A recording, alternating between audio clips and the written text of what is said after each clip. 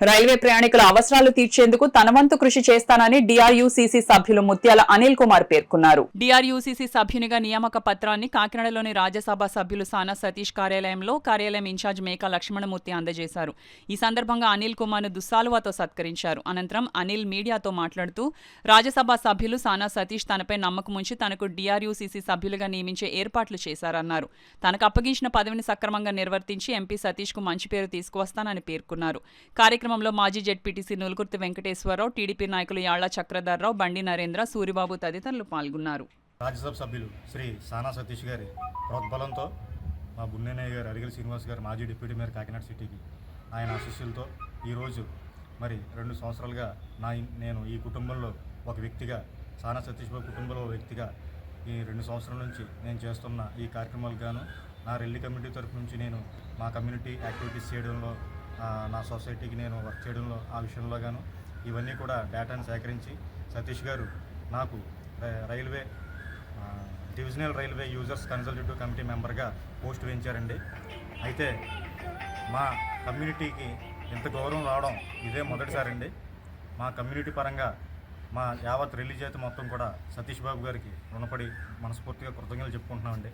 ఎందువల్ల అనగా ఇటువంటి పదవి గతంలో ఎన్నడూ లేని విధంగా ఈరోజు ఈ స్టేట్ లెవెల్ పదవి ఈ డిఆర్యూసీసీ మెంబర్గా నన్ను ఎన్నుకోవడం, తద్వారా మా రెల్లి జాతికి ఖ్యాతి పెంచడం, ముఖ్య భూమిక పోషించిన రాజ్యసభ సభ్యులు ఎంపీ సానా సతీష్ గారికి, మా బున్ని గారికి, అట్లాగే మా ఆఫీస్ ఇన్ఛార్జ్ లక్ష్మణమూర్తి గారికి, అట్లాగే మా గన్నపు చక్రధర్రావు గారికి మనస్ఫూర్తిగా కృతజ్ఞతలు చెప్పుకుంటున్నాను. అలాగే మా అన్న నూగుర్తి వెంకటేశ్వరరావు గారికి కూడా మనస్ఫూర్తిగా కృతజ్ఞతలు చెప్పుకుంటున్నాను. నన్ను ఆశీర్వదించడానికి వచ్చినందుకు మీడియా మిత్రులకి మరొకసారి శుభాకాంక్షలు తెలియజేసుకుంటూ ఎన్నో మంచి మంచి అవకాశాలు వస్తాయని మేము ఆశిస్తున్నాము. అది ఇప్పుడు నిజమైంది. ఈరోజు మేడే దినోత్సవం సందర్భంగా మరి కార్మిక దినోత్సవం నాడు ఈ శానిటరీ వర్కర్ కొడుకు, ఒక కార్మికుడి యొక్క కొడుకుకి, అందున కూడా రెల్లి కమ్యూనిటీకి చెందినటువంటి ఇవాళ అనిల్ కుమార్ గారికి మొట్టమొదటిసారిగా ఈ డివిజనల్ రైల్వే కన్సల్టేటివ్ కమిటీ మెంబర్గా వారు నియామక పత్రాన్ని పంపించడం వారి యొక్క సిఫార్సులతో చాలా అభినందనీయం.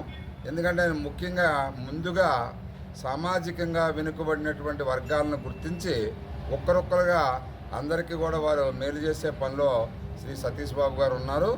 రాబోయే రోజుల్లో మన గోదావరి నదికి పుష్కరాలు రాబోతున్నాయి. ఈ పుష్కరాలు వల్ల మనకి ఈ జిల్లాలో ఉన్నటువంటి అన్ని రైల్వే స్టేషన్లని కూడా ఆధునీకరిస్తారు. దానికి వందలాది కోట్ల రూపాయలు నిధులు కూడా వస్తాయి.